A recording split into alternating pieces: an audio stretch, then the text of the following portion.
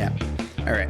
Welcome, everyone, to the Dragoon Slayer podcast. I am the Blue Dragoon himself, Daniel the Dragon, and with me once again is the family man himself, James Haynes. I'm out of the sphere as always, baby. That's right. So we're here today on another lovely Friday recording for you guys. That's right. We record on Fridays, and you guys can listen to us on Sundays. Every other week, we put out a new episode. This week, we are going to be talking about Netflix's new movie, Street Prom Night. Yes. We're also going to be discussing, what was that again? Oh, yeah, Hollywood Demons. Yes, just a few episodes. Just a few, you know. It's a lot to unpack. Mm-hmm. And what else are we covering, Jimmy? Saturday Night's Main Event and Doctor Who. That's right. We're one episode before the season finale of Doctor Who, so we will be having our discussion on that.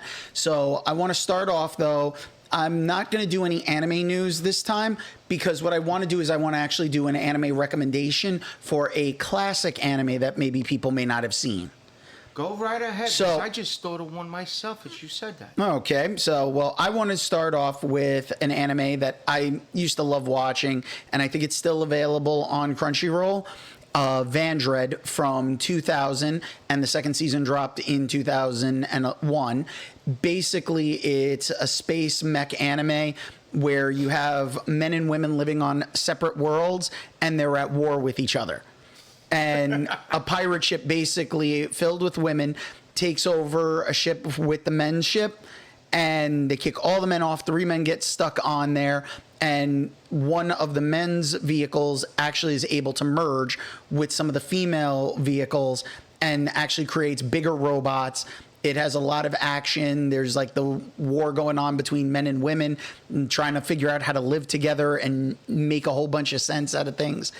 It is a little unhinged. It's early when it comes to like CG integrated into anime, but I actually think it still holds up really well. And the name again? Vandred. Okay. And if anyone would like to discuss that and check it out, let me know what you think. You can send us an email What's that email? DragoonslayerPodcast@gmail.com. That's all one word. Dragoon is spelled with 2 O's. That's DragoonslayerPodcast@gmail.com. You can let us know what you think if you've seen Vandred, what your opinions are on it.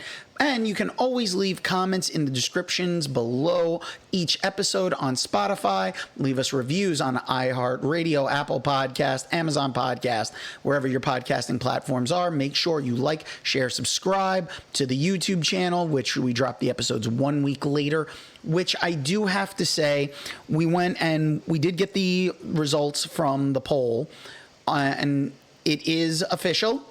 People would like us to drop what we're going to be talking about on Threads/Instagram.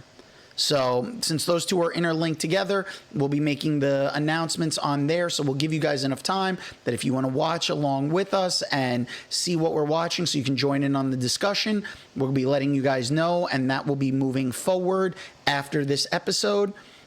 Now, Jimmy, what was the one that you came up with? I want to suggest, and I'm going to start watching it myself since I watched the Bet on Netflix. Okay. I believe it's called, and I apologize for Category. Bet was phenomenal. I can't wait for season 2. Well, I'm glad that you feel that way because that's not typically the response that people have been giving. So since you are more of an anime novice, it's interesting that you came up with that topic. I didn't really want to watch the live action because One Piece at least has Ichiro Oda, his hands are in this. So with Oda having a big part in it, they have not screwed up so far. See, Bet, I went in open-minded and everything. Yeah. So you're gonna trailer, and you're gonna give, and I watched, and I binged all the episodes. Okay, so not bad. All right. Now I do want to talk about one movie that's not on our list. Go right ahead. Now I did watch because it did fall into the Amazon Prime rentals. I'm a huge fan of the video game Until Dawn. I love the game. Okay. I watched the movie Until Dawn. Now, I understand where the criticisms came from because the game doesn't have any time travel elements, and this Until Dawn movie is basically a group of kids. They're looking for a girl's missing sister. They find that she went missing at this one location, And when they're there, they keep getting caught in like a time loop. Things happen. They keep dying in different ways each time. It's crazy butterfly effect. Yeah, which there is a butterfly element to the movie, well, the game itself. So in Until Dawn in the game, there is the butterfly element. You can find little totems and stuff, but it does have like a butterfly effect because you can play the game multiple times. And sometimes some characters may make it through. Sometimes you may not have all the characters make it through. Sometimes everybody could end up gone, and sometimes you could end up where you saved everybody. But there is a supernatural element. There is like a bunch of different themes to it. And there is one character that does show up from the game is in the movie. Now, I'm going to say that I don't understand the hate because I actually kind of enjoyed the movie. But the thing that I think people didn't realize, if you didn't play the game and you saw the movie and you're watching it, you wouldn't realize this is actually seems more like a prequel to the game because they have the psychiatrist in his office. That is an element that is in the game. And I'm sorry if there's any spoilers here, but I have to do this because it's a combination. And the game came out on the PlayStation 4. If you haven't played it at this point, what are you waiting for? The game had a great cast. Hayden Panettiere is in there, Rami Malek. So you had a huge stacked cast for a video game that plays kind of like a horror movie. Now, the movie, though, has a good cast in it, and I don't want to make you sit through it if you haven't played the game or anything, but I actually would recommend the movie because by the way the game, there's elements in there where you can see the folder with the profile for Rami Malek's character in the game. It's literally on the desk inside the movie. And then there's like a weird little thing where the cameras switch inside the doctor's office at the end of the movie, and they do switch over. Now, I'm not going to tell you how the movie ends, but it does. The camera switches over to a cabin in the mountains, and that was where the game takes place. So with that, there's an element there that I think people weren't realizing that this is more of a prequel.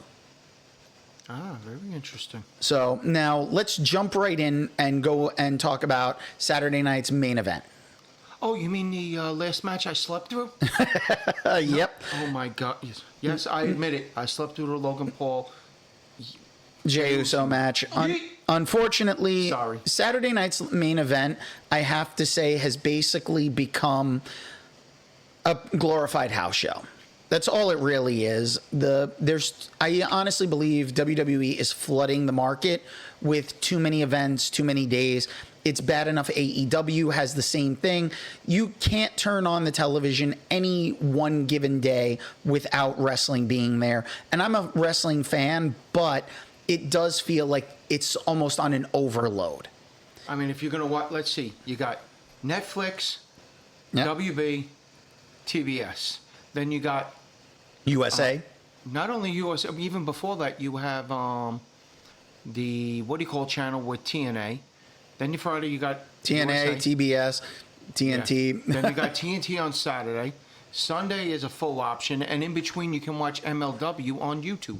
Yeah. So and then they've got shows on Tubi. There are the shows all over the place. There's literally too much. I feel like it's almost an oversaturation of the market at this point. And while I'm enjoying what's going on, you can't keep up if you're a wrestling fan to watch everything. I honestly give a lot of credit to the online creators who do the wrestling content where they have stuff to post every single day. Yeah. Because it's a lot to keep going. And there is so much wrestling news, so much wrestling content that it becomes a little over the top. Somebody called Tony Khan an idiot. Well. One of the guys that you said, he called him an idiot. But but you're flooding the market. But then again, so is WWE at this point. So Nick Khan and Tony Khan, the guys behind it, and TKO Sports is helping to price everyone out of being able to go to the events. So it's really a very difficult situation for people, especially when they're fans of something and they want to enjoy it. Yeah. So now I will say I was very excited and happy because we're not going to do a full deep dive into the event, but I will say I was very happy and excited that both of my New York Ricans walked away with the win. Chelsea Yeah. Green lost to Selena Vega. And not only did Zelina Vega win and retain her U.S. title, but we also went and we had Damian Priest beat Drew McIntyre in the cage What a match. concerto. Yep. And he walked out on his own reconnaissance. Yep. And that shows like he was banged up, but he still walked out of there. And Drew did not look like he was walking out. No. He was struggling to get on his feet, but from my understanding, he is owed some time off. So it does look like he will be taking some time off at for the occasion, Hey, good. which I think he kind of needs it at this point. Exactly. You don't need him in the King of the Ring. You can get somebody else. I don't even think they're doing a King of the Ring. Not King of, excuse me, Money in the Bank. Yeah, and that's the thing. You know, there's too many of these different events going on. Yup, you forget what's what. Yep. And they're even changing over WrestleMania's venue now. Yes, I was ready to. It's funny you mentioned that. You heard about New Orleans said no. Well, they also had another show booked at the same time. So it's one of They those. have 20 shows booked during a WrestleMania weekend because everybody floods the area. I mean, Joey Janela does a brunch and punch. Yep. You have AEW that you had Ring of Honor and New Japan doing a show. They did a full show in New York City when WrestleMania 35 was at MetLife, and they did a show in the Garden. And it was, Listen, it's a lot to take. Yeah. You know, John Cena did retain his title after Well, taking on R-Truth Well, or that wasn't Cena. That wasn't even a title match. That was just a regular one-on-one match. I thought that. Nope. Oh well. Either Yeah. way, it was still. He kicked him in the nuts. Listen, it was a fun match, Yes. and R-Truth being a better Cena than Cena. Yes. Of course, it's Ron Killings. Ron Killings is a wrestling treasure. Oh yeah. So, and then we had the interference from John Cena at the very end. That was the only interesting thing about the Jey Uso And Logan Paul match, which I have to Dustin say, Rhodes returning. yeah, which I have to say that Cody coming back, you know, and Cena interfering, that was great, but Jey was carrying that damn match. Yeah. Paul is very athletic, but he is not able to control a match. No.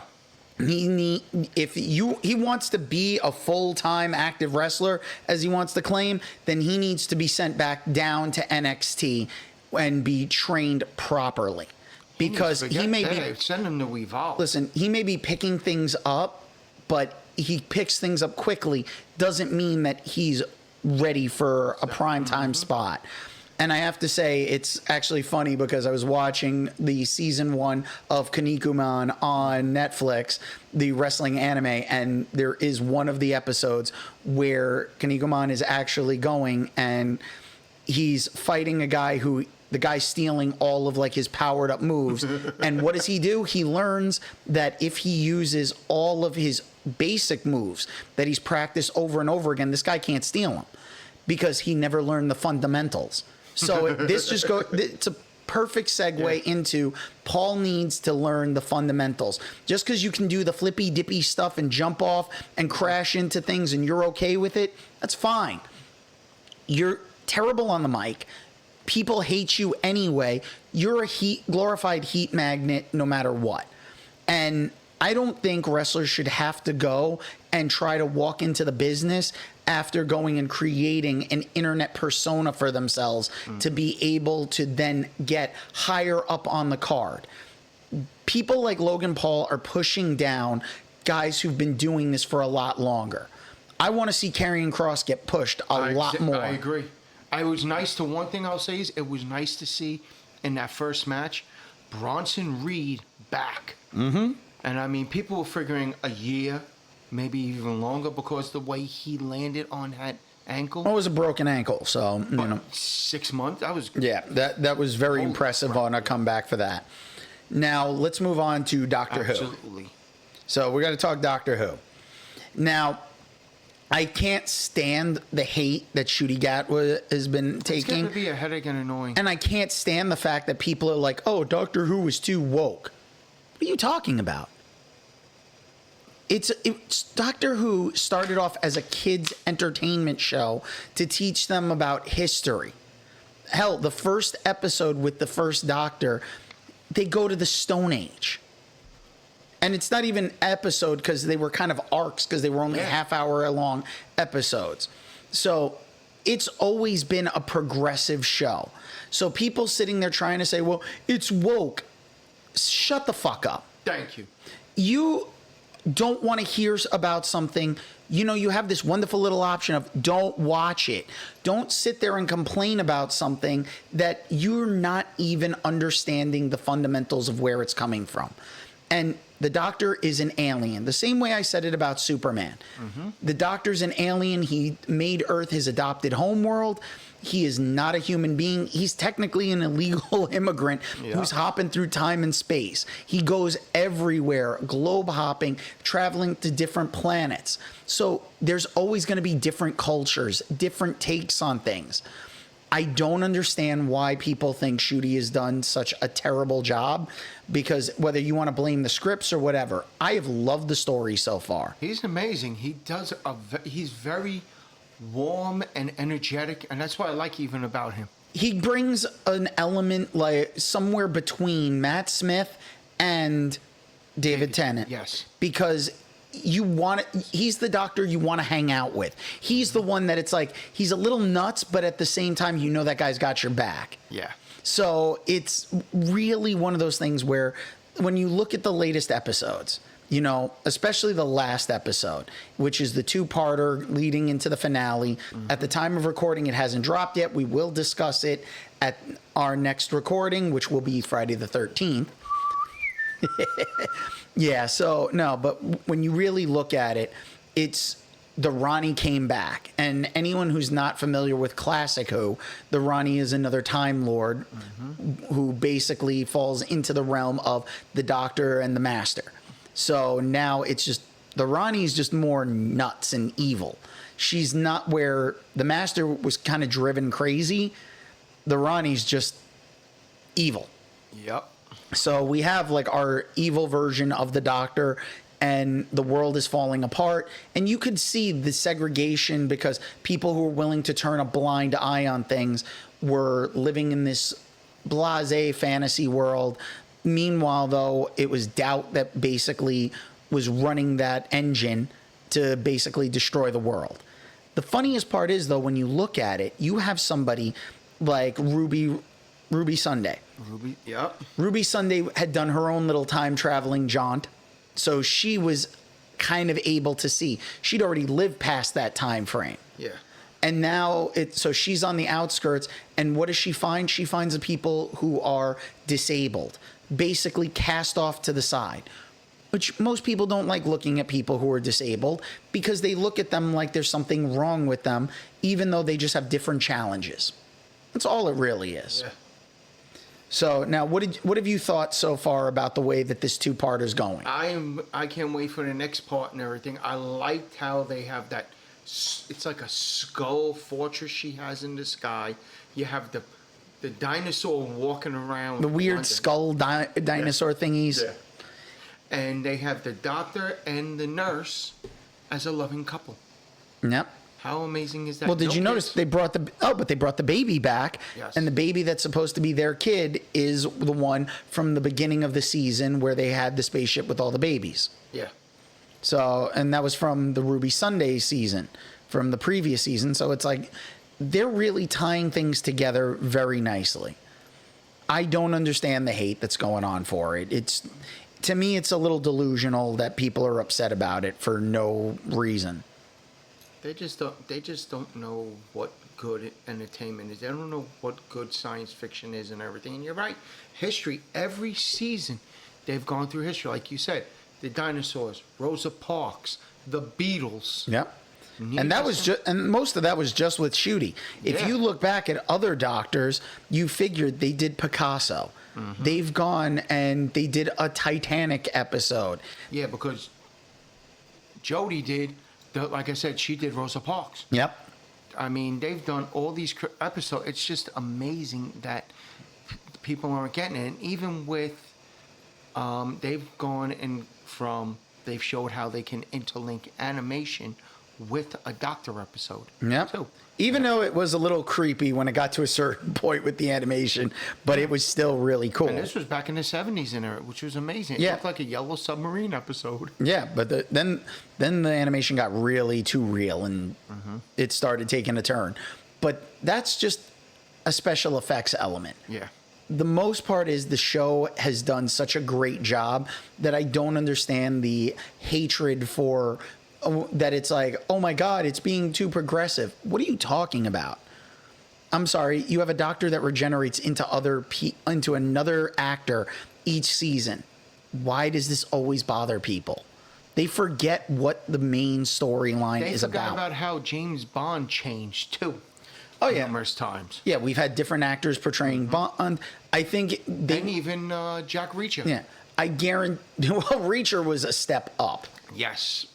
You know, that's the thing. Reacher, you've had Listen, there's always going Red to be. October. Yeah, All those guys all change. there's always going to be actors that replace another actor, but Doctor Who has found a way to do it seamlessly, where you're not retelling the story again.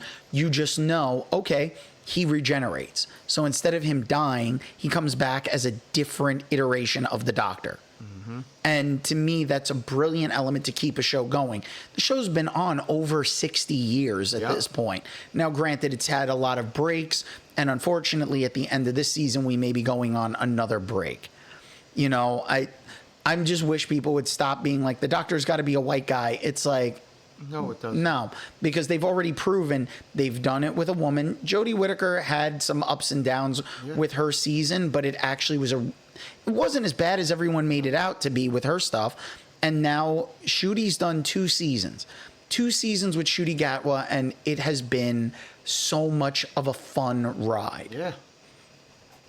And I don't understand why it's such an issue. That's a great launch for his career. Now, how many episodes did you get through of Hollywood Demons? I didn't watch the last episode, which is, what is it? The what do you call Wives?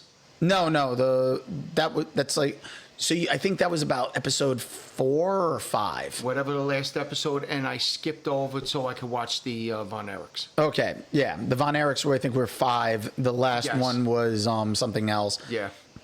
I watched the whole season, and we'll discuss a few of the episodes. Yeah, perfect. So, and we'll start off with the very first episode of Hollywood Demons. Which is Stephen Collins. Yep. Now, I don't know how many people actually watched Seventh Heaven. I know I did. I don't know if you did. Not really. I watched it back in the day. The funniest part was everyone made a big deal over Jessica Biel. I actually liked Beverly Mitchell, who played the younger sister, even though she was older.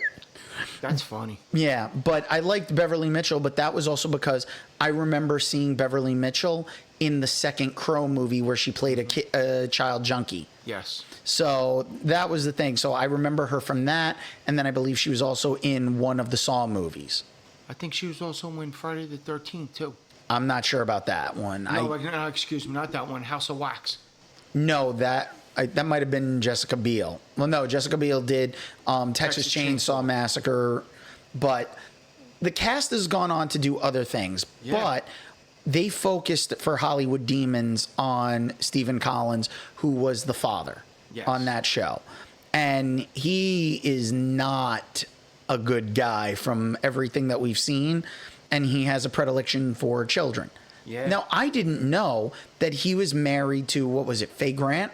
Yes. Who I always remember her and loved seeing her on V. Yeah. So I was in shock because I didn't even know those two were together. I had heard the rumors back and saw some of like the news stories about how he got in trouble for stuff, but I never paid close attention to it. It's amazing how you look at how you forget who was married to who. Like, I remember Parker Stevenson was with the late Kirstie Alley and Gil Gerard and Connie Selica back in the day, Buck Rogers himself and all. And it's always so funny on all that and everything. And that's one of the things. It's hard to like lock down all the different characters and who's been married to who. Hollywood, that's why I think there's so many of like these Hollywood access and and entertainment shows because they can delve into different elements. I mean, we primarily look at the shows themselves because I don't really want to get into people's personal lives. No. Hollywood Demons, however, is one of those things where we're kind of looking into it because it's more of an investigation onto some of the issues that and the psyches. Yeah. And everything. And Stephen Collins was also a writer. So the fact that he's an author, wrote quite a few books, and they were kind of erotic books in a sense, where he played a preacher on TV, but he's writing these books, and some of the stuff that was in there was a little weird, and it ended up being that he was actually coming on and having relations with children. And the scary part is also he's affiliated with Star Trek. Yeah, unfortunately, but you know what? It is what it is. And the funny part was, too, the mom from Seventh Heaven was also a part of Star Trek history. She was in Star Trek for The Voyage Home. Yeah, with the whales. Yes. So that's the thing. You know, we have people who are on other properties and stuff, and it kind of ruins the properties when you find this stuff out about them. But Stephen Collins, this isn't anything new. No. But knowing now... it's disappointing. Yeah. But the fact that he was getting himself involved with preteen girls is a major issue, and it's one of the reasons why you don't really see Seventh Heaven in syndication anymore. No.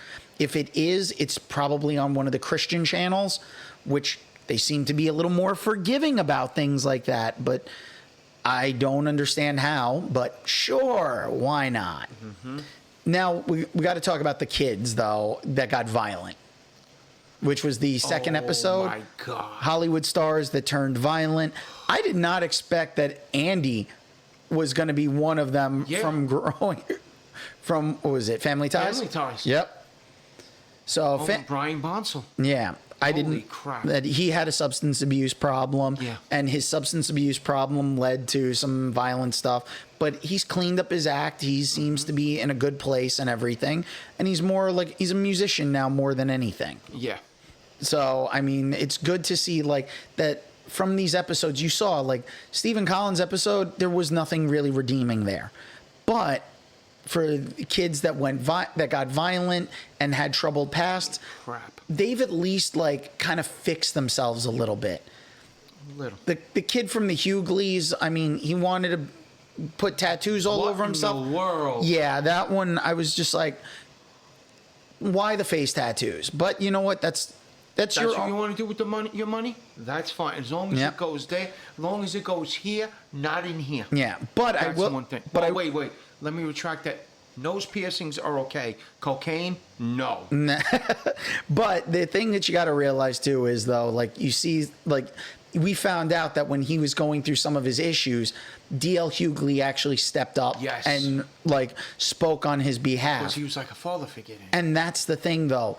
D.L. Hughley, it shows like having a positive male influence for some of these kids, whether it's their family or it's someone on the show. Yeah. You know, we saw like the dark side of Nickelodeon and stuff. We saw that how that stuff ended up. Oh my God. And Hollywood Demons took it in another direction. They kicked it up a little notch. But with that Nickelodeon one, I'll say this and I'll admit it. I want more. There's more out there. I don't think I want to. I don't want to know. Don't want to know. Yeah. But it's out there and it's scary. Yeah, and sometimes this is almost at a point where you kind of want to keep your head down and not think about it. Not even look up and see if it's there. Exactly. Or when you know it's there, it's like, oh no. Now, you know, the Hollywood kids that got violent and had like troubled past, it's very interesting to see because you saw like one kid just was What's his name from Not So Raven, and he was also in Max Keeble. I was just watching it. He was also on a few episodes of Family Matters. Yeah. So it's sad to see a downfall of stuff like that, of a kid like that, but he got himself in serious. He had issues. Yeah, and that's the thing though, but it's a matter of getting these kids the proper therapy that they need to be, and I think most celebrities should all have a therapist to deal with it, especially if they're getting involved in this at a younger age, that the parents didn't think about things like that back in the day. I think it's probably an idea that parents should be thinking about if you want to get your kid involved in like celebrity culture and stuff. Put them in therapy, like so they can properly process everything. And when you see stuff happen, these kids are going to question, like, why did this happen? Why did this guy do this? Why did he leave? Yep. And everything. And you gotta have. That's what's got. And part of these kids' issues was they didn't understand when the shows ended. They weren't famous anymore, or they had to look for other jobs. Yeah. So. And a lot of them weren't experienced in doing it because their parents were helping them. Yeah, and now we got to talk about the third episode because.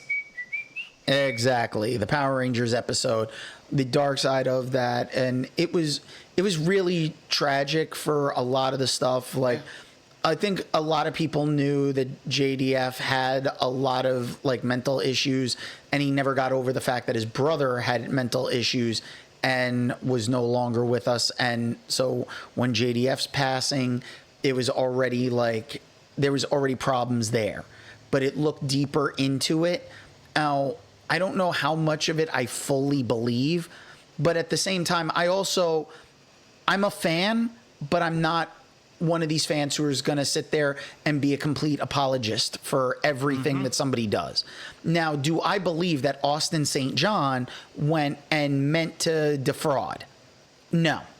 I think that was business advisors and stuff. Because like they said in this, he got into it. He was just turning 18 when he signed the contract for Power Rangers. So even though he's gone off and he's joined up and he's been an EMT and done so much good out there, I do think that people were taking advantage. So I don't see Austin St. John hasn't gone to jail or anything. No. He's not like Carlos Medina Jr., who actually went and was the Red Ranger in one season, villain in another, and ended up killing somebody. Didn't Walter, what do you call, go to jail? Who? The Black Ranger, the first original Black Ranger? No. Walter Jones? No. I thought he went to, something happened with him. No. Walter Emmanuel Jones has had like a pretty good career. He's popped up in a lot of different shows. Yeah. He was on The Shield. I swear, he doesn't look like he's aged. No. He's in his 50s and he still looks amazing.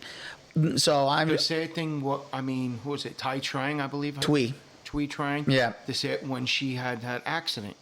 Yeah. And everything. And her career was going.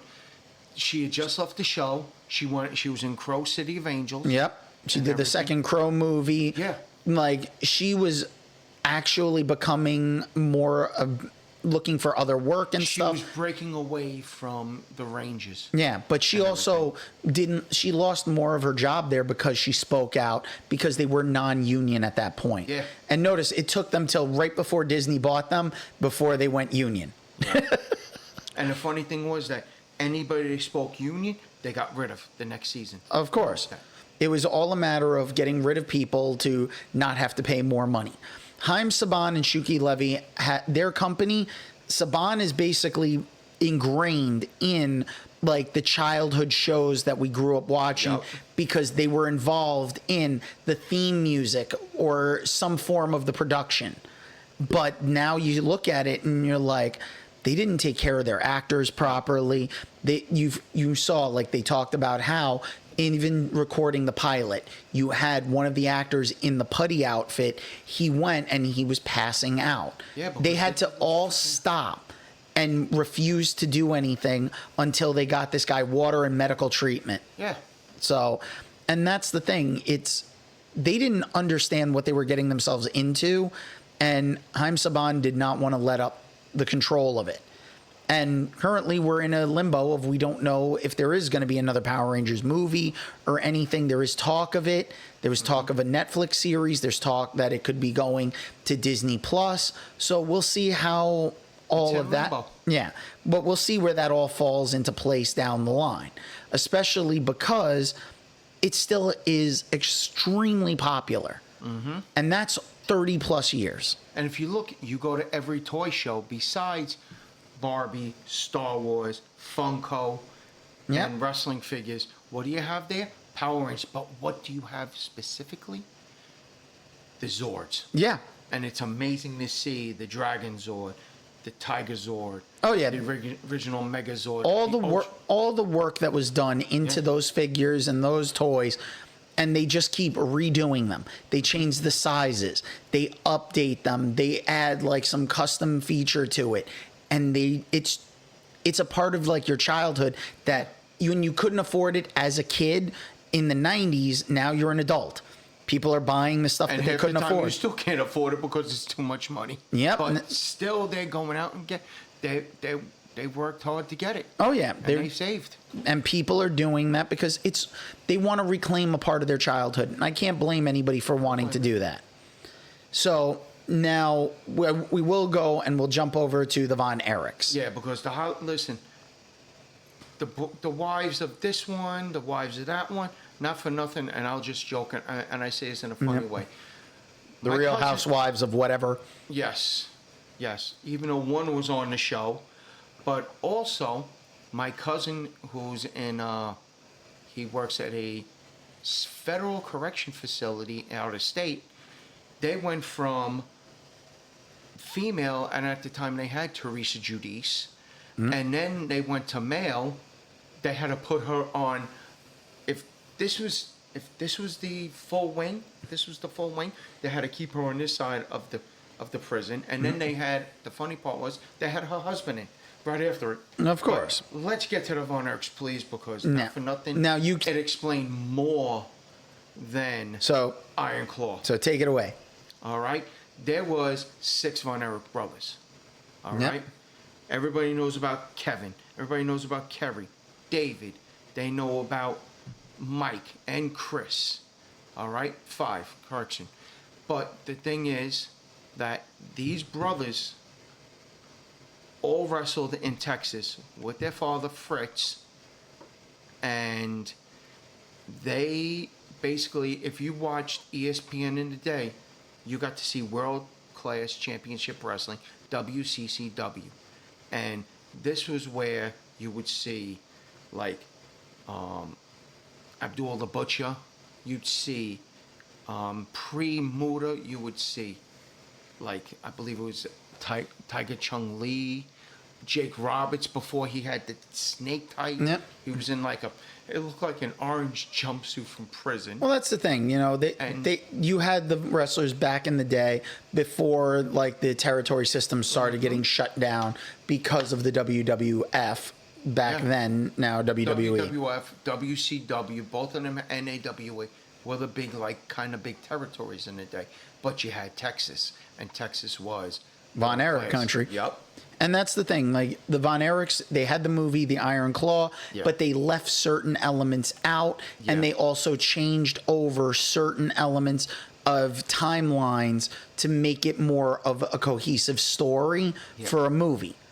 Hollywood Demons broke down a lot of it for the actual Von Erich family. So if you saw Iron Claw and you wanted to learn a little more, I think Hollywood Demons went a little more in depth. Mm-hmm. So, I mean, I highly recommend the Power Rangers episode, the Von Erichs, and the kids episode, and even Stephen Collins. But if you are a little squeamish on, like, some of the details for certain things, I would put, like, a little trigger warning there for just so that people know, like, don't expect that this is going to be like something that's going to be easily palatable. Don't believe in the happy ending, everybody. Oh yeah, there is. And if you have any questions on this, you can email us at dragoonslairpodcast@gmail.com. That's all one word. Dragoon is spelled with 2 O's. That's dragoonslairpodcast@gmail.com. Because we're going to have a lot of questions, and we might even have more of the answers besides, like Dr. Drew Pinsky did. My compliments, kudos to him for being there. Having Dr. Drew as part of the show for Hollywood Demons was a huge, like, step. Sasha, that was like, she's a not TMZ reporter, but she gave more depth on everything too. Oh yeah, which was good. You had both insights. Yeah, so we had a lot of different people, like, there talking, including some of the actual victims, some of the people who were involved, and some of the celebrities that were involved in all of this. The Von Erichs, you can only get a certain number of people because, unfortunately, the bulk of the Von Erichs that were wrestling at that time are no longer with us. And Kevin is retired. His sons are wrestling, and his niece is wrestling. Yep. Which is funny. It's like everybody thought it was a gimmick. Nope. Lacey Von Erich is full legit wrestler. So now let's go and move on because Fear Street. Yep, I need to talk about Fear Street because Not only Fear Street, but Prom Night. It's from the Fear Street series of books from R.L. Stine. Now, granted, it's R.L. Stine, and you like, wait a minute, that's R.L. Stine? well, most people know R.L. Stine from like Goosebumps, Yes. and that was more the kids stuff. But he had done Fear Street before that for like preteen comic, like horror stuff. So I would actually say R.L. Stine is probably more of a prolific writer than Stephen King. Because I think there's probably more Stephen King's more adult. R.L. Stine went from teens and To- kids. but he also has a lot more books, I think. Yes. No, very true. Because, well, the funny thing is, if you take 5 of R.L. Stine's books, that gets about maybe 1 or 2 of Stephen King's books. Because the way Stephen King wrote his book, like The Stand. Yes, and unfortunately, Needful Things. and I will say it, Stephen King, though, his books sometimes are grossly overloaded with too much. Yeah. I read Under the Dome because I was watching the series, so I wanted to read the book, and it was way too big, way too much. The Stand made sense. Yeah. Because it's 4 different parts. But this is like, holy shit, like you got to be kidding me. And it's even like it too, because if you've read the book Yep. and you saw the original Tim Curry version first, then you've seen this version, you understand. There's a reason why it was broken into 2 parts. Exactly, that too. And plus a little bit of Easter eggs. But now, did you watch the previous Fear Street movies? I got to watch, what was it, 1994, the first one? There was 8. There's 1978 is the second one, I believe. And then there's the 1636. 1666, 1666. which all 3 of them tie in together. So that's Yes. one longer story. And And then this one will link in to 1994. no, Well, the girl that survived, she's the one. If you look at 1994. yeah, but at the same time, there's a little bit of a thread, but it's not really like the full thread. No, exactly. And the thing about this one is, now I'm going to be very critical on this one because I enjoyed it. Yeah. I actually watched it twice. Now, the thing about me watching it twice really was, normally I watch something once. This one, I was like, I needed to like really take a look at this for us to be able to like really go in depth. And my only real issue is that they didn't start off a little stronger. You find out more of the story beats as it progresses, but early on, they don't give you a lot of reason to care about the characters. No. That's like the one real failing of it. You start caring as time goes on, but the first kill, you don't feel for the character because you didn't spend any time with her. You heard about her, you heard that she was one of the prom queen candidates, and then boom, she's gone. It's gone. It just happens to be one of those situations where when you look at what's going on in that story, they didn't build up enough. Where I feel like the previous series of Fear Street movies was, okay, they could do individuals, but they all tied in together as an overarching theme. This one was one movie, and it was just lacking a little bit when it came down to it, for the fact that we're looking at this and it's jumping right into prom night. So it's like, here it is, and you're taking out a lot of these characters very quickly. Yeah.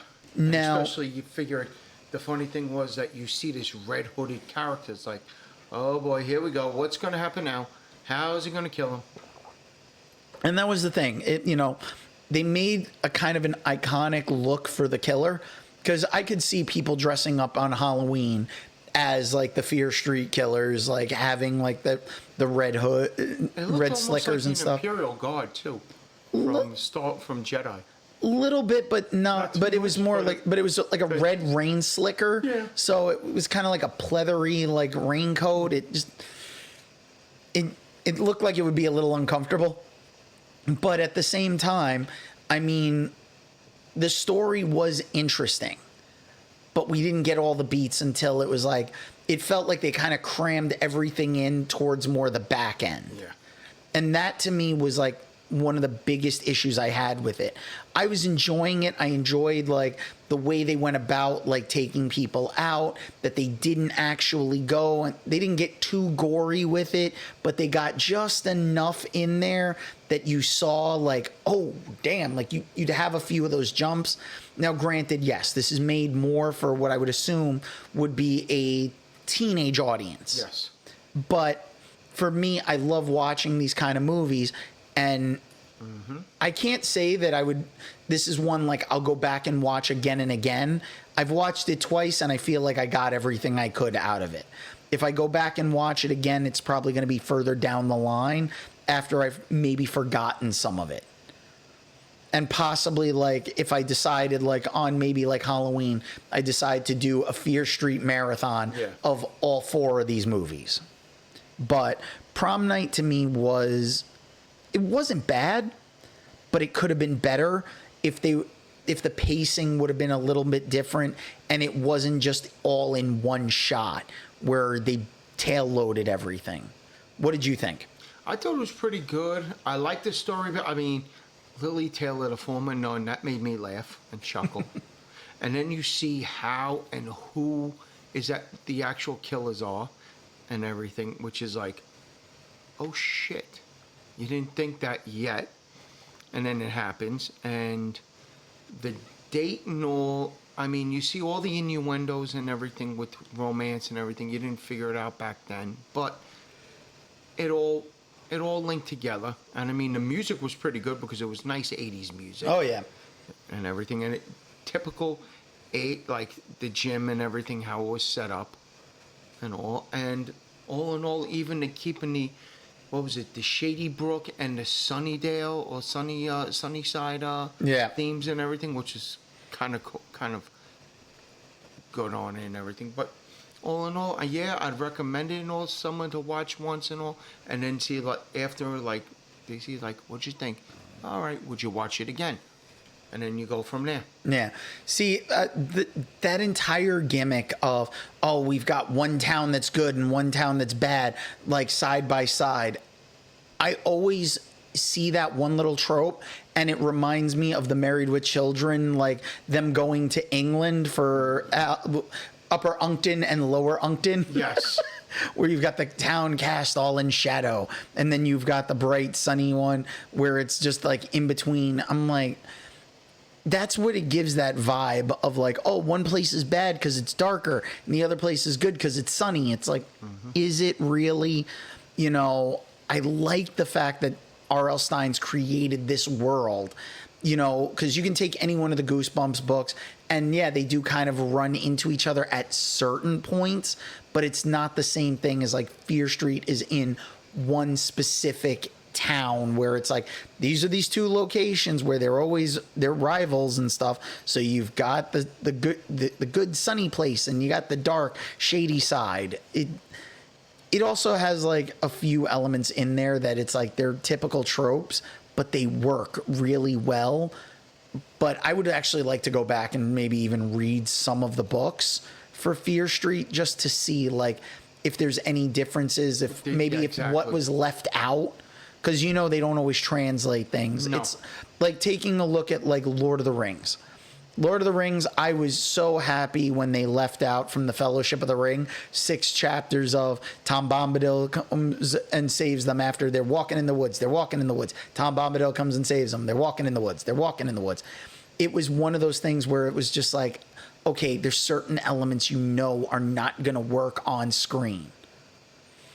So, I mean, I'd recommend it, but not as something that, like, is a must-see. It's like, if you're looking for a good, like, just fun horror movie, I would say Fear Street Prom Night would be, I'd recommend it just on the premise alone of, you might like this one. It's a good starter, like, horror movie for some people. Now, have you heard about the stuff going on with Lilo and Stitch? Oh, please indulge me. Now, they've changed the story around. I got a chance to actually see the movie. Okay. And there is no Ganthu. You don't have the shark person. He's not there, so you don't have the shark cop.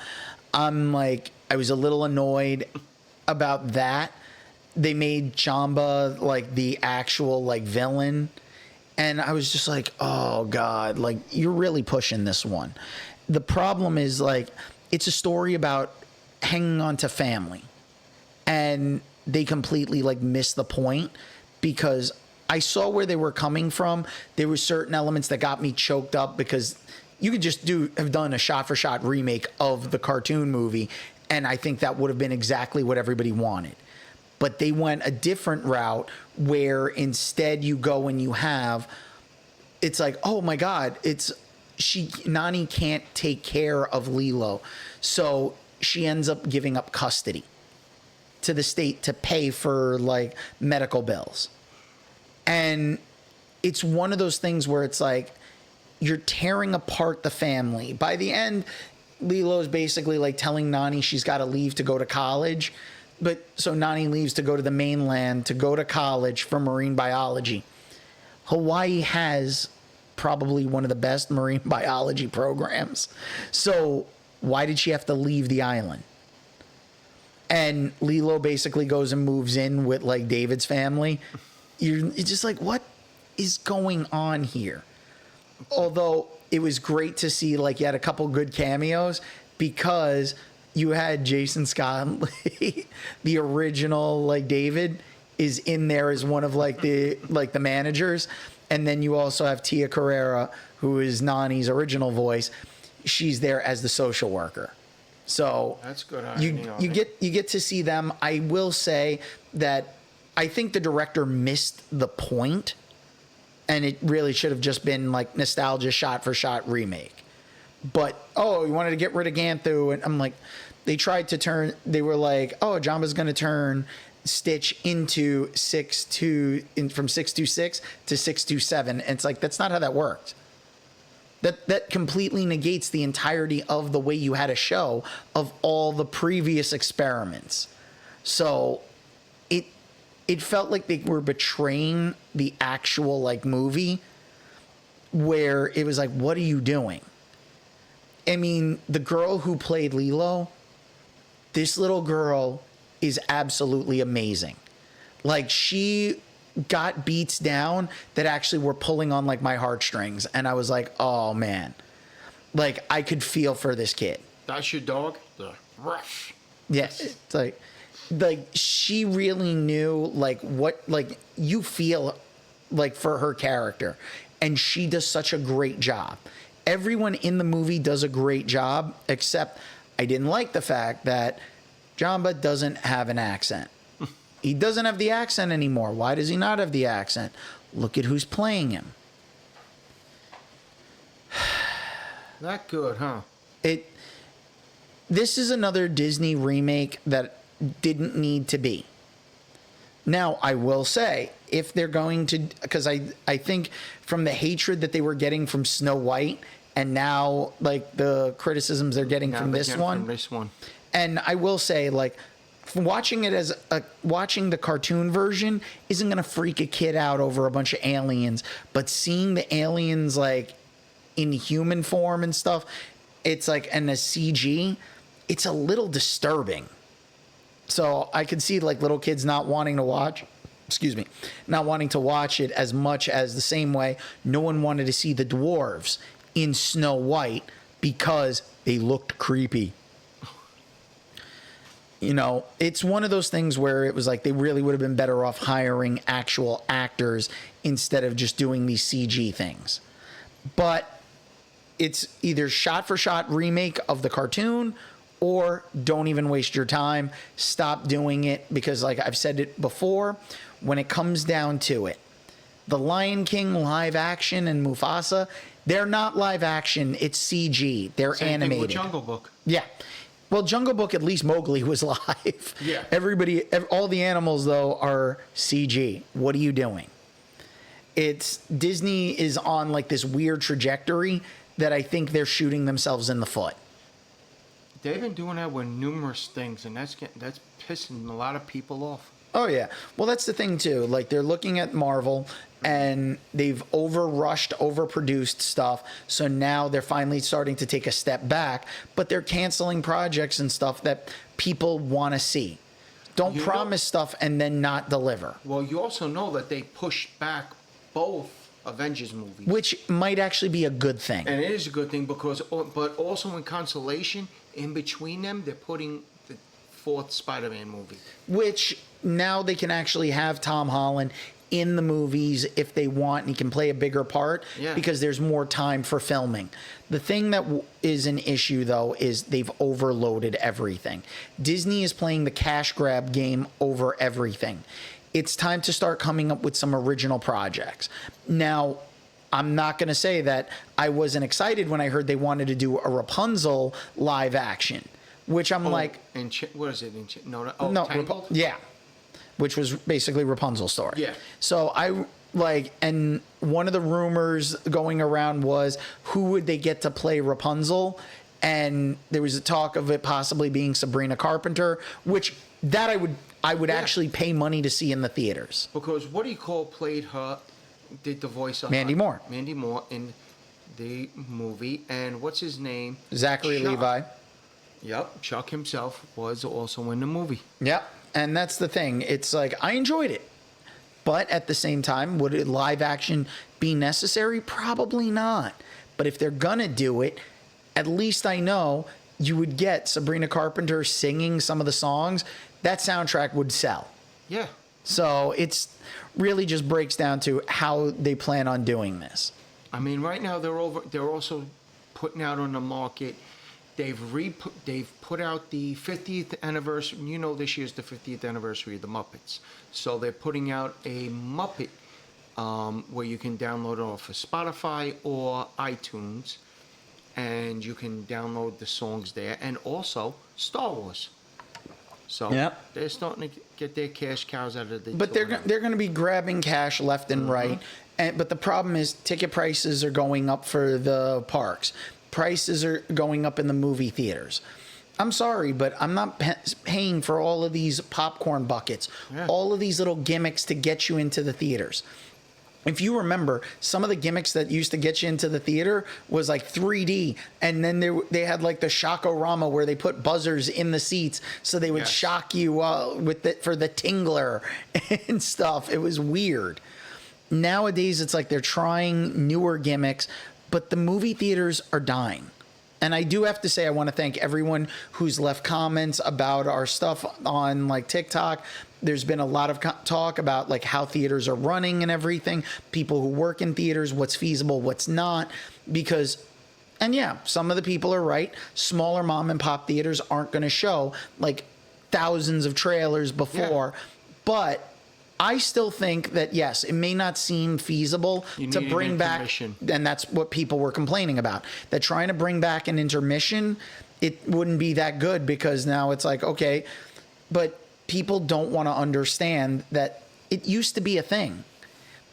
Okay, the movie theater won't be showing as many viewings, and that's going to hurt the movie theater. But it'll get more people in. It'll sell more stuff at the concession stands because you might be sneaking food into the theaters, which, you know, we're not supposed to do. Oh, I know. I sat next to a lady with Little Mermaid. All of a sudden, she pulls out a poke bowl and her smoothie. As we're sitting there and everything, I'm looking. I'm like, seriously, lady? Oh no! Listen, real quick story that I when after 9/11 happened that week. I went to the movies. I wanted to go see a movie that was coming out. I went to go see it. And I ended up meeting a girl at the movie theater, and we were talking, and she pulls McDonald's out of her pocketbook. Like, she was pulling out fries, a burger. Exactly. But I'm just sitting there, and I'm just like, wow. Like, this was when things were a little more affordable. Please, the best thing was the Regal was right near Checkers. Yep. You could go to Checkers and go there.